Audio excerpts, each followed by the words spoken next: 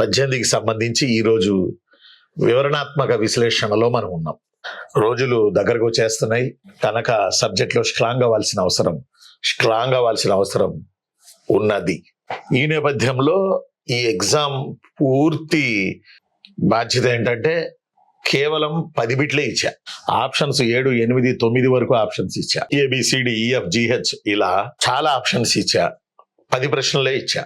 ఎందుకు ఇలా ఇచ్చాను అంటే సాధారణంగా మనం ఏ మూమెంట్ చదివినా, అది నాన్ కోఆపరేషన్ అయినా, ఫ్రీడమ్ మూవ్మెంట్ లో వందే మాత్రం అయినా, హోమ్ రూల్ అయినా, లేకపోతే క్విట్ ఇండియా మూవ్మెంట్ అయినా, సాల్ట్ సత్యాగ్రహ అయినా, ఏ మూవ్మెంట్ అయినా చిన్నులు అవన్నీ నడపడానికి రథసారథులు కావాలి, మనుషులు కావాలి, స్వార్థం లేని జీవులు కావాలి. అయితే ఆ మూమెంట్ వైపు నుంచి మనం చదువుతాం కానీ వాళ్ళ లైఫ్ హిస్టరీలో నుంచి రాం, వాళ్ళ జీవిత చరిత్రలో నుంచి మనం రాం. వాళ్ళు ఉంటారు మూమెంట్ లో. ఫర్ ఎగ్జాంపుల్ గాడి చర్లహరి సర్వోత్తమరావు గారు హోమ్ రూల్ ఉద్యమం ఆంధ్ర తిలక్ అని పిలువబడ్డారు.